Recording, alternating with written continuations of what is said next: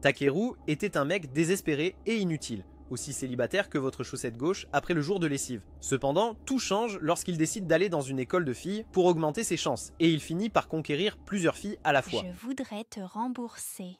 Tout a commencé le premier jour dans sa nouvelle école. Haruko lui rend visite avec plaisir pour lui souhaiter la bienvenue à l'école. Étant son amie d'enfance, en arrivant à son dortoir, elle frappe à la porte et l'ouvre. Pendant ce temps, Takeru essaie d'enfiler son pantalon et alors qu'il tente de l'empêcher de le voir comme ça, il trébuche sur une pile de boîtes qui commence à tomber. En une réaction rapide, il essaie de les empêcher de tomber sur Haruko, mais l'idiot se retrouve dans une position suspecte avec sa main qui la tient. Une cruche de lait. Comme elle le remarque, elle le pousse à terre avant de lui souhaiter la bienvenue à l'école. Cependant, tout ce qu'il peut voir, ce sont les melons bien sculptés devant lui, ce qui la gêne. Sur le chemin de l'école, Haruko lui demande pourquoi il a choisi cette académie et l'imbécile répond avec empressement que c'est parce que l'académie est passée d'une école de filles à une école mixte, ce qui signifie qu'il peut voir toutes sortes de filles avec différentes tailles, contrairement à quand il était dans une école de garçons où il est presque devenu une victime des disciples de Didi. Cependant, Haruko l'informe que cette école est plus inhabituelle qu'il ne le pense. Mais le frère ne comprend pas ce qu'elle veut dire, car tout ce qui l'intéresse, ce sont les gâteaux. Haruko se sépare bientôt de lui, puisqu'elle est membre du comité du conseil étudiant, le laissant trouver seul son chemin vers le lieu de la cérémonie d'ouverture. Il se perd et trouve étonnamment deux idiots en train de se battre férocement pour un ours en peluche. Juste à ce moment-là, il voit une jolie fille suspendue à l'arbre avec sa culotte visible, et alors que la fille essaie de se couvrir après l'avoir remarqué, une épée provenant de la scène de combat vole, coupant la branche à laquelle elle est accrochée.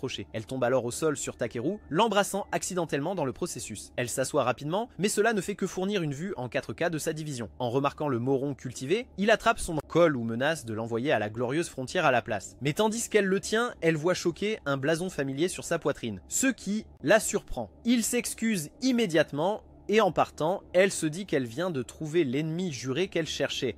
Mais Takeru s'enfuit juste avec excitation, ignorant qu'il vient de capturer un ennemi. Plus tard, pendant la cérémonie de début, le directeur commence à s'adresser aux nouveaux élèves à propos de l'école. Principe pendant lesquels elle dit qu'ils doivent tous utiliser leurs éléments pour se battre pour les 8 maquins. Mais Takeru ne comprend pas ce qu'elle dit parce que tout ce qu'il a l'intention de faire à l'école est d'applaudir fort et d'étudier sérieusement. La principale appelle alors pour une démonstration de combat et la fille d'avant, nommée Imigami, monte soudainement sur la scène et le défie à un combat. Il est choqué et Haruko essaie immédiatement d'empêcher le combat en faisant appel au fait qu'il est encore en première année. Mais le principal répond qu'il aurait dû se préparer à cela en entrant dans l'école. Académie. Il monte à contre-cœur sur la scène et pendant qu'ils se préparent à se battre, Imigami ordonne à l'un de ses familiers de planter une boule de foudre temporisée dans le cœur de Takeru pendant le combat, ce qui provoque un choc à son cœur et le tue plusieurs jours plus tard. Pendant ce temps, Haruko s'inquiète en voyant l'expression de Imigami envers l'idiot debout au loin avec une posture de combat qu'il a apprise sur TikTok. Le combat commence bientôt et ils échangent des coups de poing pendant quelques secondes avant que Imigami ne libère soudainement son élément pour l'attaquer. Mais une étrange fille intervient rapidement et bloque l'attaque avec un maquin que le directeur considère comme l'un des 8 originaux qu'il y a. Cela laisse tout le monde se demander qui elle est, mais puis la fille s'effondre dans les bras de Takeru. Alors qu'il essaie de la réveiller, elle l'embrasse soudainement, excitée de le voir, ce qui choque tout le monde. Il se demande comment elle le connaît, et jalouse, Haruko demande qui diable elle est, à quoi elle répond que son nom est Inao, la fiancée de Takeru. Elle ajoute qu'elle le protégera désormais et dépose un baiser sur son visage repoussant. Mais l'imbécile devient excité à l'idée de pouvoir enfin coucher pour la première fois de sa vie solitaire. Plus tard, le soir, Haruko rend visite à Takeru, se sentant toujours jalouse. Mais elle trouve choquant Inao dans son appartement, ce qui la met en colère. Inao défend que le principal lui a accordé la permission de vivre avec Takeru puisqu'elle est sa fiancée. Imigami apparaît également à ce moment-là et voyant que la pièce est assez grande pour contenir 3 personnes, elle dit aussi qu'elle va s'y installer. En entendant cela, Haruko part immédiatement et revient avec ses bagages, insistant pour qu'elle reste ici en tant que responsable du dortoir. Cela laisse Takeru se demander ce qui se passe diable le premier jour à l'école. Le lendemain matin, Haruko se réveille et décide de vérifier si Takeru dort encore pour trouver Inao dans une position suspecte avec lui, ce qui la met en colère et elle le gifle. Plus tard, ce matin-là, il sort de sa chambre et trouve Inao et Haruko en train de cuisiner. Mais le frère est distrait par leur forme généreuse, car ce sont les seuls gâteaux qu'il veut manger ce matin. En le remarquant, Haruko lui donne des packs de glace pour apaiser son visage abîmé et lui demande d'être sage la prochaine fois. Le frère se dirige ensuite vers la salle de bain pour y trouver Imigami dans le plus simple appareil juste devant lui, lui, oh là là. Cependant, c'est un homme de culture, alors il continue de regarder fixement comme un jeune hormonal, jusqu'à ce qu'Imigami le foudroie presque avec de la foudre. Alors qu'ils prennent leur petit déjeuner plus tard, ils réalisent qu'ils sont en retard et se précipitent immédiatement à l'école. Mais Takeru traîne derrière car il a sauté le cardio, les filles arrivent à l'école avant lui et réussissent à passer à travers le portail. Mais alors que Takeru s'approche, le portail de l'école se referme presque car il est extrêmement lent. Cependant, Imagami utilise son Shikigami pour l'aider à passer la porte, le sauvant. Takeru se demande ce que c'était, et Haruko explique que c'est l'une des capacités d'Imagami appelée invisible, et qu'elle est la seule capable de le faire sans Moken. Quelques minutes plus tard, Takeru et Inao entrent dans leur classe, laissant tous les garçons laids jaloux de lui et se demandant si Inao est vraiment sa fiancée. Au début du cours, le principal avec les très gros canons apparaît et dit aux élèves qu'ils doivent se rendre à l'infirmerie pour un contrôle. Takeru et un Koidio voient cela comme une opportunité de se rincer les yeux avec les merveilles de Dieu. Création, alors il s'excuse de la classe et court vers un arbre pour une vue sans censure des seins et boutis. Alors qu'ils évaluent et attribuent des points aux filles en fonction de leur talent naturel, ils ont l'impression d'être au paradis. Mais soudain, ils entendent la voix d'Imagini, ce qui amène Takeru à se demander si elle est arboréale ou quelque chose. Parce que qu'est-ce qu'elle fait encore sur un arbre ? Elle promet de les envoyer définitivement au paradis et puis saute sur eux, écrasant leur visage mort au sol. Cependant, elle les laisse partir, surprenant son Shikigami qu'elle ait pu se contrôler pour ne pas les envoyer tôt. Tombe. Elle répond que c'est parce qu'elle n'a pas ressenti la même rage qu'elle a ressenti envers Takeru hier. Et elle se demande pourquoi, même si la crête sur sa poitrine prouve qu'il est sûrement un ennemi. Ensuite, l'examen pour vérifier la compatibilité de l'étudiant avec Moken commence. Et lorsque c'est le tour de Takeru, il est emporté par l'attirance qu'il ressent pour la professeure. Il met sa main dans la machine, mais elle lit. Identification impossible. Choquant l'enseignant, car c'est la première fois que cela arrive depuis la fondation de l'école. Cette affaire atteint les autorités et elle se demande pourquoi cela se produit, car il est l'un des 3 seuls à avoir des éléments non identifiables. Inao révèle que ces éléments n'ont pas pu être identifiés non plus, mais le principal répond que les siens sont encore assez compréhensibles puisqu'elle avait déjà un Moken. Cependant, la situation de Takeru est étrange. De même, la 3e nouvelle fille qui a manifestement un coiffeur terrible. À ce moment-là, Takeru saisit l'opportunité de montrer sa stupidité en demandant si sa condition est grave. Et il lui crie tous dessus en disant à quel point c'est grave. Le principal révèle que cela le rend incapable de se défendre en combat, mais Inao suggère qu'il n'aurait pas besoin de se défendre s'il est un bon garçon et évite les batailles à tout prix. Takeru répond qu'il ne veut de toute façon pas se battre avec des filles, et le principal lui attrape le nez, lui disant de ne pas sous-estimer les filles de l'académie parce qu'elles lui botteraient tellement les fesses qu'il préférerait être chez Didi. Fête. Après la réunion, Jen demande à Minori, la directrice, si Takeru est Sensei Stone, car son caractère et ses yeux sont très similaires, et elle répond oui. Ensuite, il parle de son Moken. Après cela, Takeru commence à chercher des clubs à rejoindre, et après de nombreuses recherches et sans trouver ce qui lui convient, il envisage de rejoindre le club de photographie. Inao montre immédiatement son intérêt pour rejoindre également, et en entendant cela, Haruko commence à penser à des choses déplacées sur Takeru, prenant des photos douteuses d'Inao. Elle rejette donc immédiatement l'idée. Elle lui suggère de rejoindre le Kenkebu à la place, le laissant se demander ce que c'est. Haruko révèle à Takeru qu'elle est en fait la présidente du club, et il demande un peu de temps pour y réfléchir. Alors qu'ils marchent ensemble vers l'école le lendemain, Takeru s'intéresse au Kenkeibu et demande à Haruko plus d'informations. Détail, elle explique que leur rôle est de soutenir le conseil des élèves pour maintenir l'ordre parmi les élèves. Juste à ce moment-là, un bomboclate nommé Kengo arrive, ravi d'apprendre qu'elle est la vice-présidente du conseil des élèves, et essaie de la toucher. Pensant que le mec vise ses formes, Takeru se précipite pour l'arrêter, mais finit par en attraper une maladroitement pour lui-même.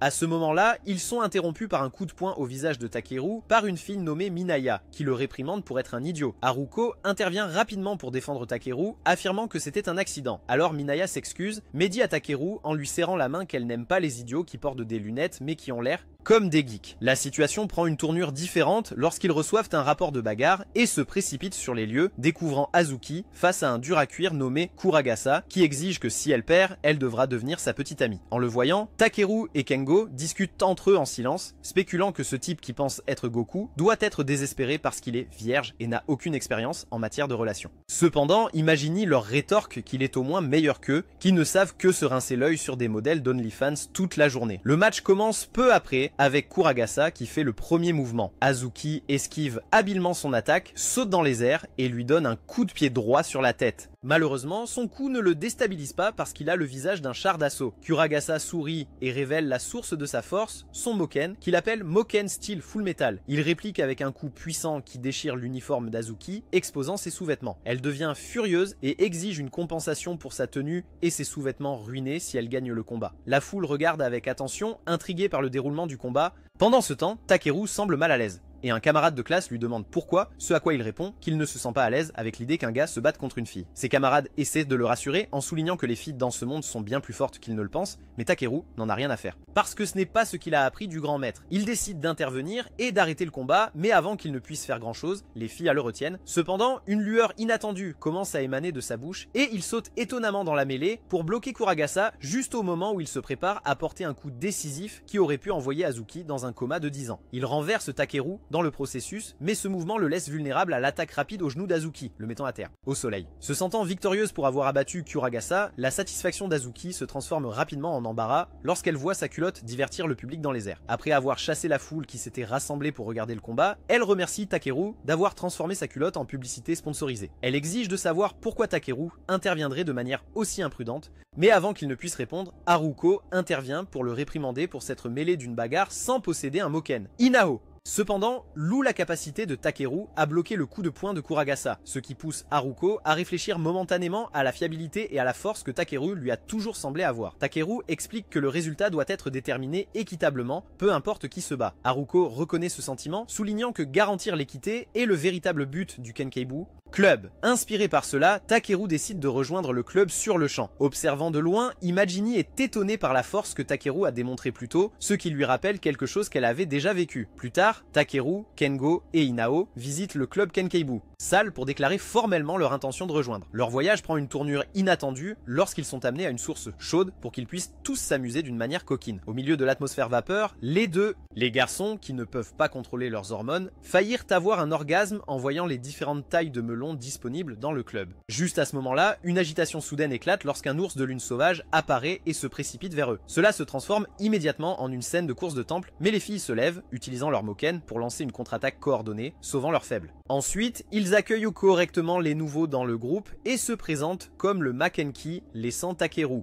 surpris. Après ces événements, les membres du club se concentrent sur l'entraînement de leurs nouvelles recrues pour que leurs incompétences deviennent utiles à l'équipe. Après une journée d'entraînement intense, Takeru est complètement épuisé, son corps endolori par l'effort. Voyant son inconfort, Inao propose de lui faire un massage profond pour l'aider à relâcher un peu de stress sous la forme de crème. Alors qu'elle commence à masser, Haruko, regardant de loin, devient visiblement envieuse. Incapable de réprimer sa jalousie plus longtemps, elle décide de se joindre pour le toucher. Pendant ce temps, Imegami observe la scène de l'extérieur, intriguée par le fait qu'elle ne peut pas sentir le pouvoir de Takeru en ce moment. Curieuse et méfiante, elle raisonne qu'elle doit comprendre la source de son pouvoir pour vraiment savoir s'il est un allié ou un ennemi. Cependant, elle se met en colère comme d'habitude et entre brusquement dans la pièce, étonnant tout le monde alors qu'elle marche sur le dos de Takeru en plein massage. Cela choque Takeru, mais l'idiot doit supporter tout ce qu'elle fait car parler peut le mener à une sortie glorieuse. De manière inattendue, Imegami demande soudainement à Takeru de sortir avec elle demain, le choquant. Le lendemain, Takeru attend à l'endroit convenu, perplexe quant à la raison pour laquelle elle l'a invité, surtout compte tenu de son hostilité habituelle envers lui. Bientôt, elle arrive et l'informe qu'il l'accompagnera pour une séance de shopping, au cours de laquelle il sera son assistant pour la journée, chargé de porter tous ses achats. Entre-temps, Haruko et ses camarades idiots décident de suivre Takeru et Imegami, curieux de voir si quelque chose de suspect se passe pendant leur virée shopping. Après un moment à flâner, avec Takeru jouant le rôle d'un porteur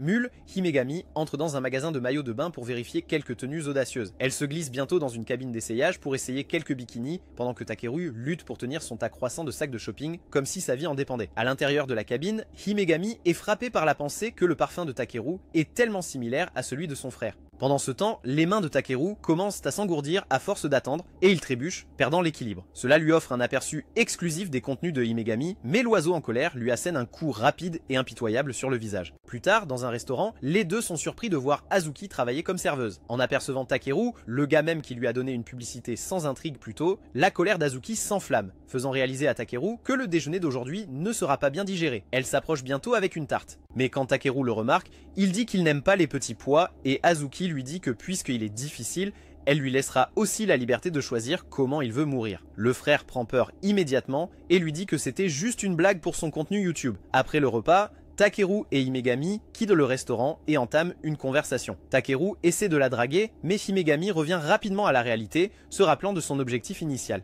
Elle attrape immédiatement sa chemise et demande à voir sa poitrine, déterminée à examiner une marque mystérieuse à laquelle elle a beaucoup pensé. Takeru, confus et alarmé, essaie de l'arrêter, mais leur interaction est interrompue par 3 imbéciles qui arrivent en courant, complètement obsédés par Himegami. Mais Himegami déteste tellement les idiots qu'elle invoque ses Shikigami pour les jeter dans la rivière voisine. Juste à ce moment-là, un autre idiot arrive et insiste pour la défier en combat. Sans hésitation, il active son serpent de lame Maken et charge en avant, mais elle esquive son attaque sans effort. Frustré, il lance une deuxième attaque qui la fait tomber dans une rivière proche. Takeru saute pour la secourir, mais il finit par tomber aussi, l'embrassant accidentellement dans le processus. Alors que l'attaquant pense avoir gagné, Takeru exécute une manœuvre qui ferait envisager à Bruce Lee de devenir son disciple, atterrissant gracieusement au sol. Sans perdre de temps, un temps d'arrêt, il se précipite vers le gars et lui donne un coup de pied puissant, l'envoyant voler dans les airs. L'attaquant réplique avec ses lames, mais soudainement une crête lumineuse se matérialise sur la poitrine de Takeru, crépitant d'électricité. Himegami reconnaît instantanément le pouvoir, le jugeant identique à celui de son frère. Elle l'appelle la convergence de l'âme, indicateur de sang. Avec sa nouvelle force, Takeru lance une contre-attaque écrasant l'adversaire contre un arbre. Cependant, aussi vite qu'elle est apparue, sa puissance s'estompe, laissant Takeru se demander ce qui s'est passé, mais il a juste subi un problème de mémoire. Il demande à Himegami s'il a encore fait quelque chose de stupide et elle le rassure calmement en disant qu'il l'a sauvé. Mais ensuite, elle le récompense avec sa salive dans sa bouche, choquant tout le monde. Suite à cela, Haruko devient envieuse de voir comment les autres filles semblent s'entendre facilement avec Takeru, contrairement à elle. Frustrée et peu sûre d'elle, elle commence à agir froidement envers lui et lui sert une boîte de nourriture pleine de petits pois verts. Takeru est surpris et la confronte à ce sujet, mais elle claque, le traitant d'ingrat et lui disant de commencer à préparer ses propres repas. Elle prend la boîte à bento et alors qu'elle se tourne pour partir, il essaie de l'arrêter, mais tire accidentellement sur sa jupe, la laissant humiliée devant ses collègues juniors. Mais Minehas ne rate jamais une occasion de frapper le visage en sac de papier de ce type. Takeru s'empresse d'expliquer que c'était un accident, suppliant Haruko de confirmer son innocence, mais elle lui dit furieusement de ne plus lui parler aussi familièrement, le laissant stupéfait. Plus tard, alors que le frère se demande quoi manger puisqu'il n'a pas de nourriture et est fauché comme toi, Inao arrive et raconte quelques nouvelles qu'un homme affamé n'appréciera pas. Prendre la peine d'écouter. Le club Kenkeibu se réunit après cela et le président du conseil des élèves les informe d'une série d'incidents violents à l'école. Les victimes auraient perdu tout souvenir des événements. Sans aucune piste sur l'auteur ou les témoins, le président assigne à Takeru et Minehas de mener une enquête plus approfondie. Avant de commencer, Minehas dit franchement à Takeru combien elle le déteste en face, expliquant qu'elle ne travaille avec lui que parce qu'elle n'a pas le choix. Cela amène Takeru à se demander pourquoi il ressemble plus à un singe qu'à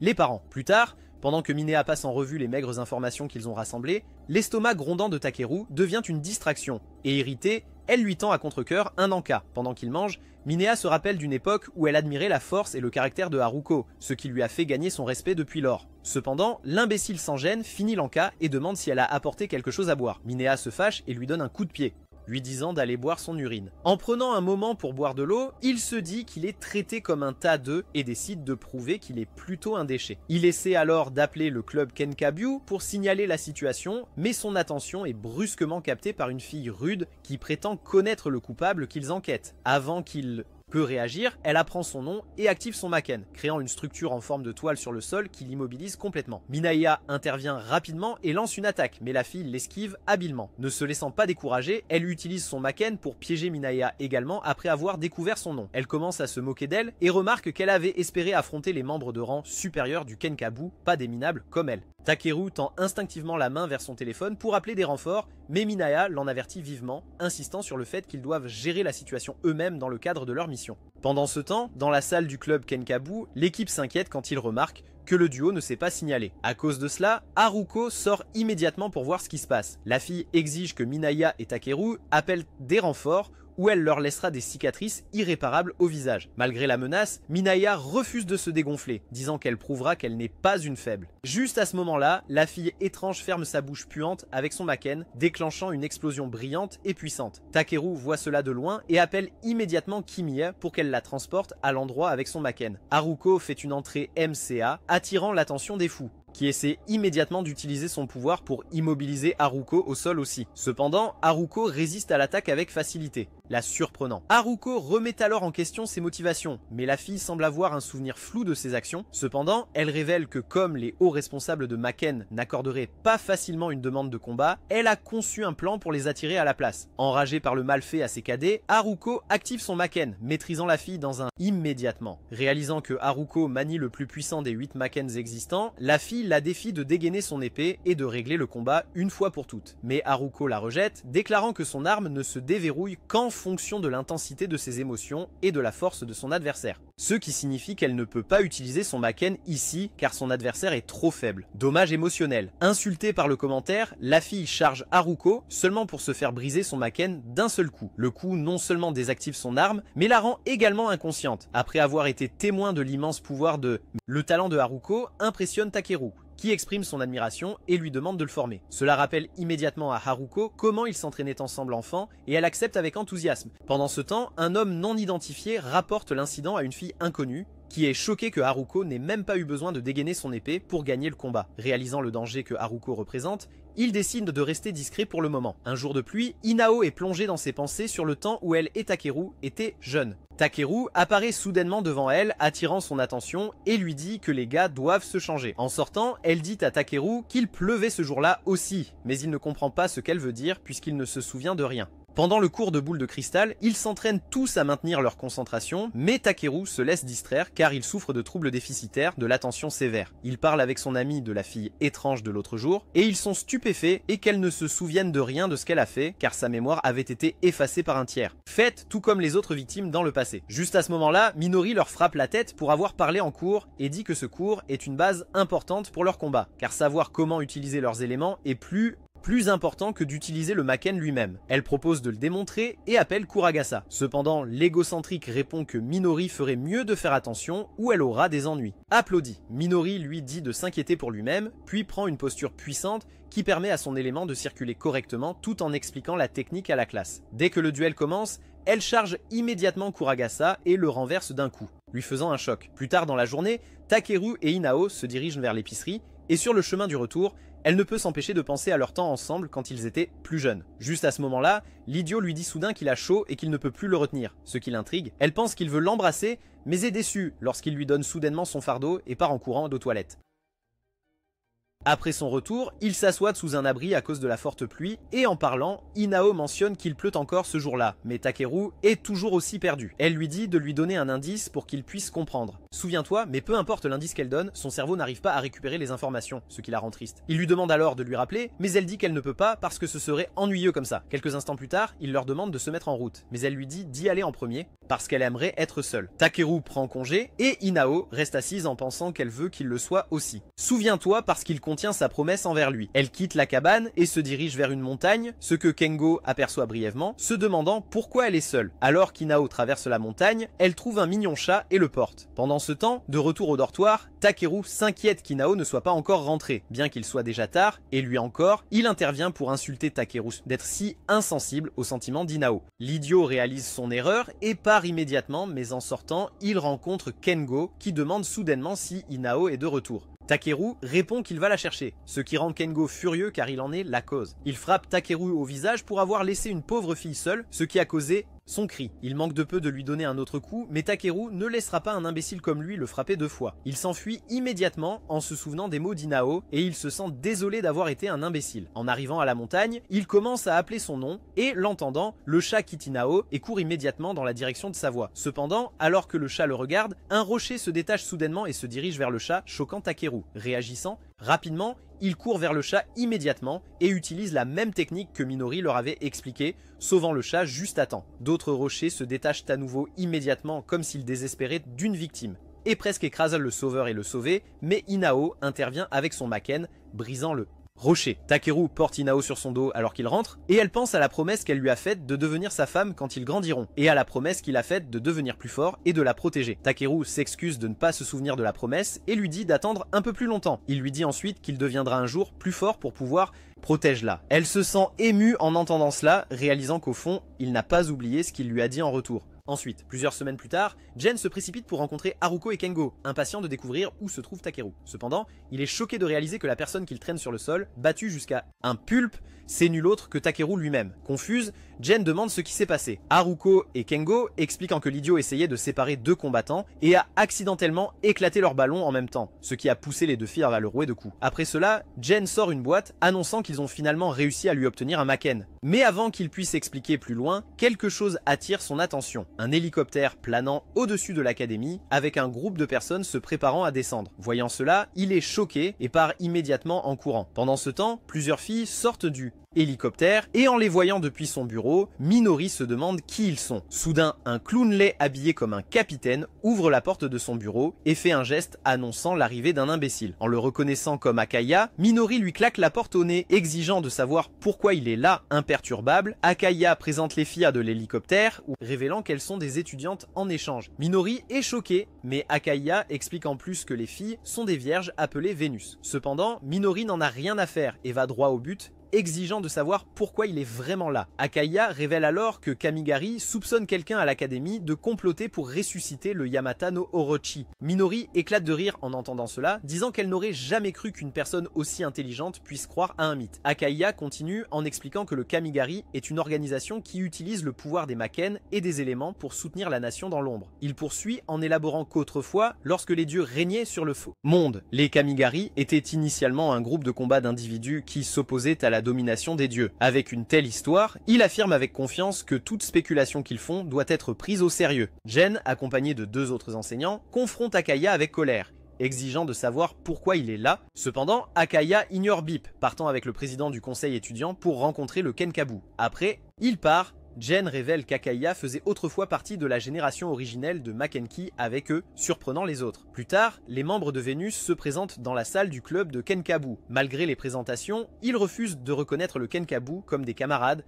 affirmant qu'ils ne le feront qu'après avoir vu leurs capacités. Lors de l'échange, un des membres de Vénus, Yan, insulte les Kenkabu, provoquant Azuki. Furieuse, elle défie Yan de régler l'affaire par un combat et Yan accepte sans hésitation. Mais comme les combats sont interdits parmi les Kenkabu, ils décident de s'affronter dans des sports à la place. Le match de volleyball commence avec Azuki servant le ballon, mais Dimitra, l'une des filles de Vénus, contre-attaque rapidement en utilisant son élément, renversant Haruko au sol. Frustrée, Haruko déclare que bien qu'elle ait initialement considéré le jeu comme une blague, les choses ont pris de l'ampleur, et en tant que présidente de Kenkabu, elle promet de tout donner pour les vaincre. Le jeu s'intensifie alors que les deux équipes échangent des points, finissant par être à égalité à 14, et avec seulement 2 points restants pour déterminer le gagnant, les joueurs deviennent encore plus agressifs. Les Vénus avaient défié que s'ils perdaient, ils rejoindraient les Makenki. Cependant, s'ils gagnaient, les Makenki devraient fermer pour le reste de la saison. Semestre. Au fur et à mesure que le match avance, Yan effectue un service dévastateur qui endommage une partie du cours. En réponse, Kimi prépare le ballon, et avec la force combinée de Haruko et Azuki, il déclenche un tir puissant qui envoie Yan s'écraser contre le mur, la laissant furieuse. Dimitra se met également très en colère et libère toute la puissance de son Maken. Haruko, en réponse, invoque Heaven's Gate et se prépare à une posture défensive. Dimitra lance une attaque qu'Haruko contre avec son Maken, provoquant une énorme explosion. Takeru, agissant par instinct, intervient pour désamorcer la situation et finit par sauver Syria, l'une des joueuses de Vénus. Siri est reconnaissante et lui dit qu'elle a un faible pour les garçons laids comme lui. En reconnaissant l'intervention de Takeru, Dimitra exprime sa gratitude d'avoir sauvé sa coéquipière et s'excuse d'être allée trop loin. Dans l'issue, les deux équipes reconnaissent les forces de l'autre. Bien que le match se termine sans vainqueur définitif, la Vénus décide de rejoindre le Makenki. Le lendemain, le professeur présente la Siri à la classe, et la salle est immédiatement stupéfaite lorsqu'il réalise qu'elle est une idole bien connue. Siri repère Takeru et saute avec enthousiasme sur lui, ravi de découvrir qu'ils sont dans la même classe. Cependant, Inao intervient rapidement, prétendant être la fiancée de Takeru, mais elle se rend compte qu'elle a été dans son monde imaginaire lorsque Syria pose quelques questions difficiles sur sa supposée relation avec Takeru. Ensuite, Syria s'en va et l'association des garçons laids de la classe se jette sur lui pour avoir accaparé toutes les jolies filles. Plus tard, Syria parle à ses collègues de son béguin grandissant pour Takeru. Lorsqu'il lui demande quels sont ses plans, elle admet qu'elle veut sortir avec lui, mais elle s'inquiète des autres filles qui l'entourent. Ses amis la rassurent, promettant d'aider à dégager le chemin pour qu'elle puisse passer du temps seule avec lui. Ils discutent ensuite de leur plan pour gérer la concurrence en se concentrant particulièrement sur Inao, le pauvre glouton qu'ils ont l'intention de tromper en utilisant ses collations préférées. Le lendemain, Takeru remarque que Kengo a l'air abattu et lui demande ce qu'il préoccupe. Kengo se lamente qu'aucune fille ne lui a montré d'intérêt depuis qu'il a commencé l'école, ce qui le fait se demander ce qu'il fait de mal, puisque Takeru, qui a un visage effrayant, semble attirer l'attention. Comme Il parle, Takeru repère une lettre d'amour sur son bureau et la cache rapidement avant que Kengo ne considère s'effondrer au sol à cause de sa vie misérable. Pendant le déjeuner, Takeru va aux toilettes pour lire la lettre, se sentant excité de recevoir une confession amoureuse pour la première fois. Cependant, il ignore que Kengo l'a secrètement suivi et écoute aux portes. Kengo se précipite pour informer les filles de la lettre, mais elles sont sceptiques, car quelqu'un d'aussi laid que Takeru ne devrait pas recevoir une telle lettre. Après l'école, Inao se rend compte que Takeru manque et se demande où il aurait pu aller. Pendant ce temps, Kengo, qui connaît son emplacement, devient contrarié et jaloux puisqu'il va voir la fille qui lui a écrit la lettre d'amour. En le cherchant, Inao se laisse distraire par 2 sacs de snacks placés sur son chemin, exactement comme les filles de Vénus l'avaient prévu. Elle tombe alors sur une poupée de Takeru qui a été intentionnellement laissée là pour la tromper, et elle tombe dans le piège car elle est la plus stupide de l'histoire des personnages d'anime. Pendant ce temps, Takeru est pris au dépourvu lorsqu'il découvre que la lettre mystérieuse vient de la Syrie. Elle l'emmène faire une promenade improvisée autour de la ville, profitant de leur temps ensemble. Cependant, après leur rendez-vous spontané, elle le conduit à un bâtiment effrayant où elle disparaît soudainement, le laissant seul dans une pièce sombre, lui faisant croire qu'il a été enlevé. Ailleurs, à l'école, Imogami et Haruko tombent sur un tas de chaises dressées pour bloquer leur chemin vers Takeru. Imogami sent qu'on les observe et Yan apparaît, impressionné d'avoir été détecté malgré sa discrétion. Soudain, un siège apparaît sous Takeru, l'obligeant à s'asseoir et le retenant. Lui, la Syrie, apparaît et demande s'il est prêt car elle est sur le point de pimenter les choses. Pendant ce temps, Haruko, portant la poupée de Takeru sur son dos, se demande pourquoi il n'est pas. Répondant, elle réprimande Siri et la traite de honte pour les femmes de ne pas reconnaître qu'elle porte une poupée. Yan, souriant malicieusement, annonce qu'il est déjà trop tard, mais elle est choquée lorsqu'elle remarque Imagami avec leur plan, se demandant comment elle a pu s'en emparer. Le groupe se rend vite compte que Takur est piégé dans la pièce suspecte et se précipite pour le sauver avant que Takur ne soit violé. Quand ils arrivent, ils découvrent que Siri a seulement l'intention de lui donner une performance spéciale. Cette nuit-là, alors que Takur est allongé dans son lit, il se demande pourquoi il n'est pas tombé sous le charme de Syria, même si elle a de gros coussins et qu'elle est super canon. Quelques jours plus tard, les garçons décident d'affronter le conseil des élèves pour contester la règle interdisant aux garçons et aux filles de prendre des cours de natation ensemble. Cette règle empêcherait les garçons de voir le complot des filles, ce qu'ils ne sont pas prêts à accepter. Pour résoudre le problème, ils proposent une compétition de course sur l'eau où l'issue déterminera si la règle reste en vigueur. Le conseil des étudiants est d'accord et les préparatifs pour le concours commencent le jour suivant. Les règles du jeu sont simples. Chaque participant porte un bandeau et quiconque perd son bandeau ou tombe dans l'eau est éliminé. Au début du match, les garçons exécutent leur premier plan. Takur cible Inao, espérant tirer parti de son faible pour lui. Cependant, elle le surprend en contrant son mouvement sans effort. Takur change rapidement de tactique, lui murmurant à l'oreille qu'elle prend du poids, ce qui la déstabilise suffisamment pour qu'il puisse s'emparer de son bandeau. Avec Inao hors de combat, Himagami intervient, l'attaquant avec ses pouvoirs de Shikigami. Takur tient bon, mais essaie de la déstabiliser en lui disant qu'il ne sait pas ce qui est le plus plat entre sa poitrine et la sienne. Cela la rend furieuse et elle riposte avec une attaque éclair, projetant l'un des garçons dans l'eau. Le combat continue, chaque camp cuisine l'autre tour à tour, et alors que le match atteint son apogée, les filles lancent une offensive finale. Pendant cette charge, Demitra ressent la présence de quelqu'un qui approche et se fige momentanément, déséquilibrant Syria. Takur, qui saisit l'opportunité, saisit immédiatement la Syrie avec ses trésors célestes pressés contre lui et enlève son bandeau, assurant ainsi la victoire pour les garçons. Plus tard, la Syrie confronte Demitra à propos de son hésitation soudaine. Demitra révèle que le dernier membre de leur équipe est arrivé, indiquant qu'il est temps de commencer leur vraie mission, enquêter sur les étudiants de l'académie et les capturer. Cible. Le lendemain à l'école, Takur et Kengo se détendent sur le terrain de l'école lorsque l'attention de Takur est attirée par une superbe fille aux cheveux argentés assise près de la fenêtre et il la montre immédiatement à Kengo, laissant l'idiot bouche bée. Ailleurs, pendant que Haruko et ses amis sucent les sucettes, la présidente du conseil des élèves les approche pour leur annoncer l'arrivée d'une nouvelle élève dans leur école. Elle dit à Haruko qu'elle sera responsable d'elle car la fille est aveugle. Cependant, la fille apparaît derrière eux et déclare qu'elle n'a besoin de personne, Ed prenant tout le monde par surprise. Elle choque encore plus le groupe en indiquant avec précision la couleur de leurs sous-vêtements avant d'expliquer que, bien qu'elle puisse techniquement voir, elle garde les yeux fermés pour des raisons qu'ils ne comprendraient pas. Plus tard, Takur et Kengo, toujours captivés par la mystérieuse fille, errent autour de l'école comme des idiots sans emploi à sa recherche. Pendant leur recherche,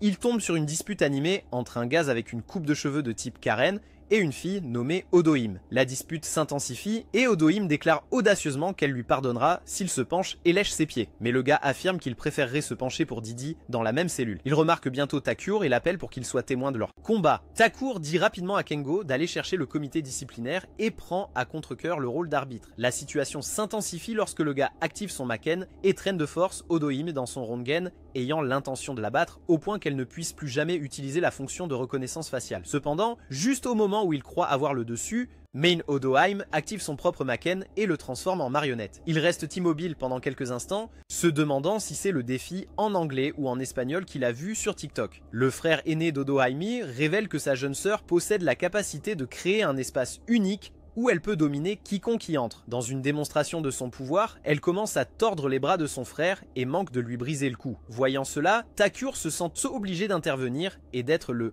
héros, se précipitant vers elle pour tenter de l'arrêter. Cela ne fait qu'infurier Odohime, qui utilise ses capacités contre lui, lui causant une douleur immense. Takur, cependant, se rend vite compte que ce n'est pas le conflit entre les filles qui le dérange, mais son aversion pour voir quelqu'un de faible être surpassé. Il devient déterminé et surmonte la douleur, étonnant Odohime, qui se demande comment il parvient à résister à son contrôle. Takur s'avance vers elle, mais elle intensifie son pouvoir, le neutralisant presque. Juste à ce moment-là, une fille aux cheveux argentés intervient et l'arrête. Akina arrive et dit à Odohime qu'elle est allée trop loin, mais elle réplique vivement en insistant sur le fait que cela ne le regarde pas. Elle lui ordonne de s'occuper de ses affaires et le menace de le signaler à son grand-père, le chef de Kimigari. Après son départ, Takur loue les compétences de la fille aux cheveux argentés qui se présente comme Minerva. Par la suite, les Kankabu convoquent Takur et le confrontent à sa faible performance académique, soulignant qu'il n'a pas réussi à passer ses examens. Il l'informe sans détour que le club ne tolère pas les têtes vides, l'avertissant que s'il échoue au prochain examen de rattrapage prévu pour le lendemain, il montrait la porte. Cela laisse Takur se sentir misérable parce que les chances sont contre lui en tant que personne avec un QI de 10. Cependant, les filles se rassemblent autour de lui avec Minerva, suggérant une session d'études ciblée sous la forme d'un mini-camp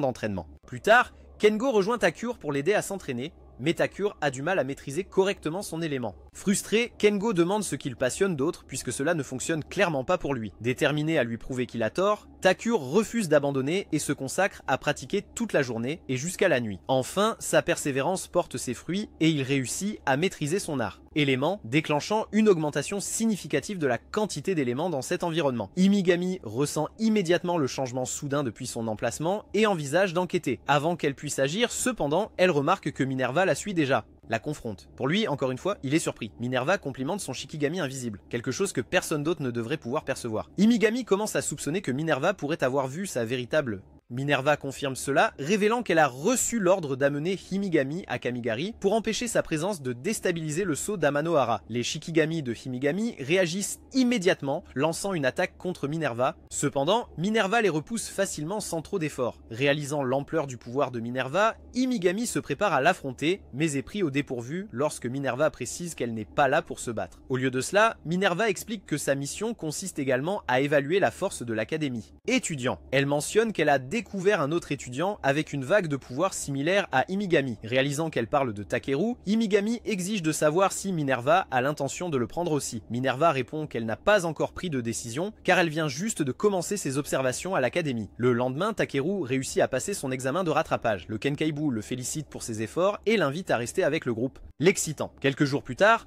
Jen aide Takeru en intégrant son Maken dans son corps. Il mentionne avoir choisi celui-ci spécifiquement pour Takeru, puisqu'il n'aime pas se battre avec des filles. Takeru est stupéfait lorsque le Maken disparaît dans son corps, et Minori explique que ce type de Maken ne s'active que lorsqu'un adversaire utilise son propre Maken, laissant Takeru encore plus confus, tout comme vous en cours d'algèbre. Voyant que son cerveau traite l'information à 2 octets par seconde, Jen décide de simplifier encore plus, affirmant que c'est ainsi parce que son Maken peut rendre les Maken de ses adversaires incontrôlables. Plus tard, alors que Takeru retourne en classe, il jette un coup d'œil à sa main, se demandant quand il pourrait avoir besoin de compter sur son nouveau Maken, puisqu'il ne peut l'utiliser que lorsque son adversaire utilise un Maken. Cependant, les souvenirs de sa rencontre avec Otohime, la veille, inonde son esprit, renforçant sa détermination à être mieux préparé pour de telles situations à l'avenir. Pendant ce temps, le Kenkeibu se réunit pour discuter de leur plan pour le camp d'entraînement d'été à venir. Alors qu'ils décrivent les activités, le président du conseil des étudiants fait une annonce inattendue, à savoir que cette année, les participants doivent couvrir les frais eux-mêmes, contrairement aux années précédentes où le club parrainait tout le monde. Ils deviennent tous immédiatement tristes parce qu'ils sont tous un groupe de perdants fauchés essayant de faire une différence. En cherchant des moyens de collecter de l'argent, ils remarquent le principal accrochant une bannière sur le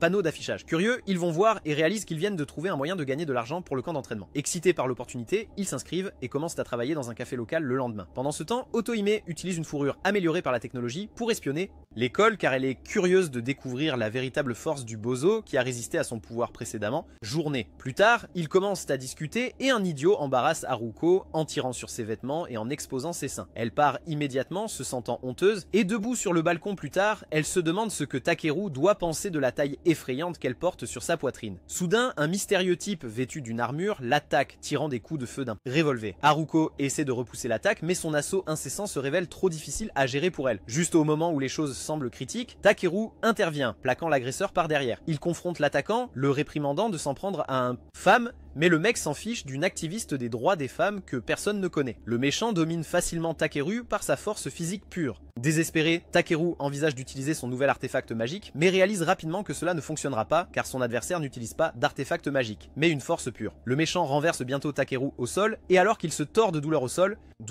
les mains de Takeru commencent à briller comme s'il allait manifester une émotion. Avant que la situation ne dégénère, Azuki fait une entrée dramatique, en sautant et neutralisant l'attaquant. Après l'avoir maîtrisé, ils enlèvent son casque pour découvrir qu'il est le gérant du café. Il s'avère qu'il était manipulé par une force extérieure que Jen identifie comme le Kamigari, choquant Takeru. Pendant ce temps, Otohime observe le résultat de son expérience et est insatisfaite de la tournure des événements, espérant voir un jour la véritable force de Takeru. Cependant, un poussin nommé Kikyo apparaît soudainement proposant qu'elle souhaite également participer à ses plans. Le jour suivant, Haruko est enlevée, ce qui pousse Takeru à commencer à chercher. Elle. Pendant sa recherche, il rencontre Inao, qui lui remet un pins à cravate, prétendant que c'est un charme protecteur en raison d'un incident récent le concernant. Elle exprime son regret d'avoir échoué dans son devoir de le protéger et lui conseille brusquement de protéger les sentiments de Haruko, avant de s'enfuir. Confus mais déterminé, Takeru continue vers la classe jusqu'à ce qu'il soit confronté à une fille se comportant étrangement comme si elle était possédée. Elle revendique la responsabilité de l'enlèvement d'Haruko et lui ordonne de venir seul au sommet d'Amanohara s'il veut la sauver. Takeru est surpris mais devient encore plus alarmé lorsque la fille se présente comme Kikyo de Kamigari. Réalisant qu'elle est sous une sorte de contrôle, Takeru ne perd pas de temps et se précipite à Amanohara. À son arrivée, il rencontre la vraie Kikyo, qui le défie immédiatement à un combat. Elle exige qu'il donne tout ce qu'il a, cependant, Takeru transforme le moment en une session digne d'un podcast, lui demandant la raison pour laquelle elle recherche la force et elle lui dit qu'elle veut surpasser tout le monde. Collègue. Frérot essaie immédiatement de commencer un discours motivationnel pour la faire changer d'avis, mais elle lui dit d'arrêter ses conneries héroïques. Le combat prend une tournure brutale alors que Kikyo submerge Takeru, le laissant meurtri et l'envoyant s'écraser contre la montagne. Le sommet de la montagne se trouve correspondre au symbole sur sa poitrine, déclenchant un flot de souvenirs douloureux. Il se rappelle son échec à protéger sa mère quand il était enfant et est hanté par la réalisation qu'il est encore impuissant à sauver Haruko maintenant. Alors que le désespoir s'installe, il se souvient des paroles de sa mère qui sont que la véritable force doit être utilisée pour protéger les autres ou empêcher, conflit, pas pour dominer les gens. Alimenté par ses souvenirs, la colère de Takeru monte. La crête de la montagne commence à émettre une lumière radieuse,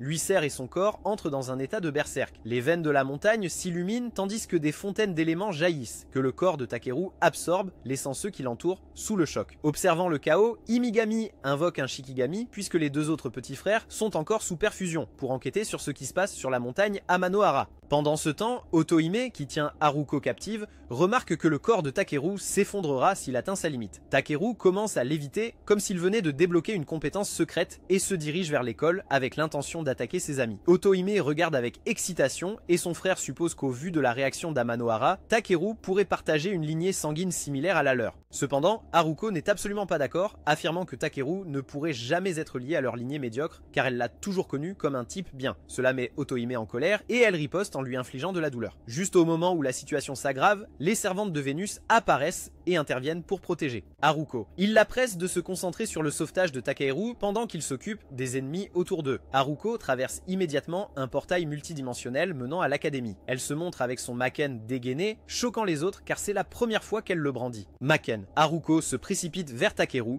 qui absorbe encore l'énergie de son entourage au point de presque imploser. Cependant, elle frappe précisément le pince à cravate qu'Inao lui avait offert, ce qui le calme instantanément et le ramène à normal. Un sentiment de soulagement envahit le groupe alors qu'il célèbre le retour de Takeru. Puis Kikyo arrive, déclarant qu'elle est là pour emmener Takeru de force, affirmant qu'il est éligible pour rejoindre Kamigari. Cependant, Takeru refuse, tenant bon, et les autres filles se rassemblent derrière lui, prêtes à se battre. Voyant leur détermination, Kikyo décide de battre en retraite pour le moment, avertissant Takeru de maîtriser ses capacités avant qu'il ne se rencontrent à nouveau. Pourquoi Takeru est-il si puissant et quel est le mystère de son passé? Commentez partie 2 si vous voulez la suite. Si vous avez apprécié ce résumé, appuyez sur le bouton j'aime et abonnez-vous à la chaîne si ce n'est pas encore fait pour plus d'aventures pleines d'intrigues. Si vous aimez les résumés d'animes comme celui-ci, regardez cette vidéo ici.